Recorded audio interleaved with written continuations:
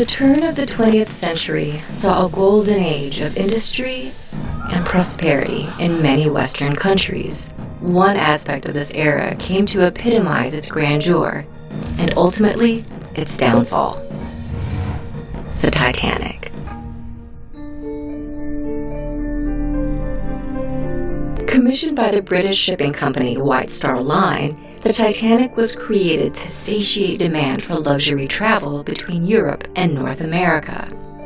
The ship's construction began in March 1909 in Belfast, Ireland. By the time it was sent to England for provisions, Titanic was one of the largest ships of its time.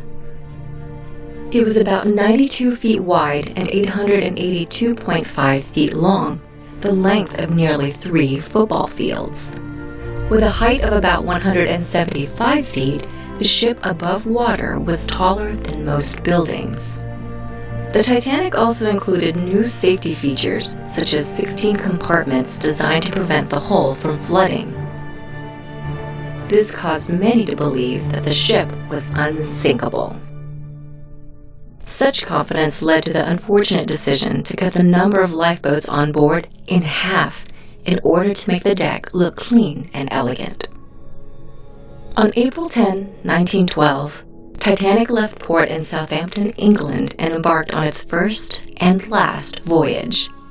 It first stopped over in France and Ireland, and by the time it set out on the long stretch of sea toward New York City, it had about 2,200 people on board.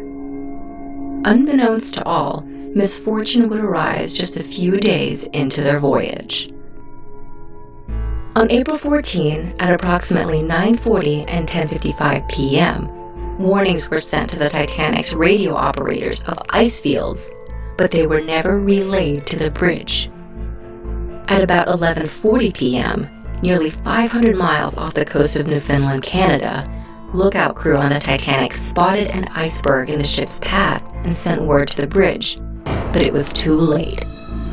The iceberg grazed the right side of the ship, causing its compartments, originally deemed watertight, to fill with water. Titanic's radio operators began sending out distress signals. At 12:20 a.m., one signal reached the ship Carpathia, which began making its way to the Titanic at maximum speed. Around the same time, crew began loading women and children into the few lifeboats on board. In addition to the shortage of lifeboats, some of the ones used were not being filled to capacity, stranding even more people on the sinking ship.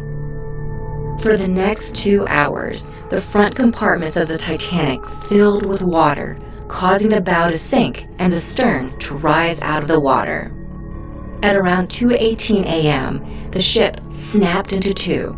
The bow sank first, followed by the stern a couple minutes later. Those who went down with the ship were left in the freezing waters.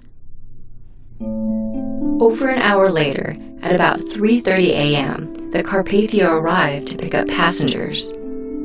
Of the 2,200 people on the Titanic, only 705 survived.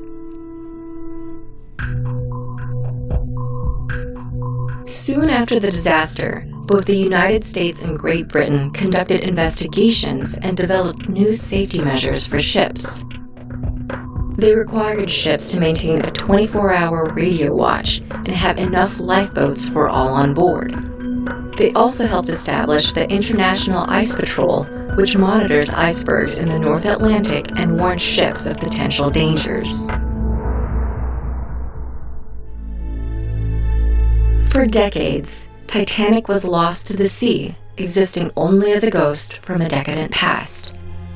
In 1985, nearly 75 years after the ship sank, a team led by National Geographic Explorer-at-Large Bob Ballard discovered the shipwreck off the coast of Canada. That's the valve, it's the boom.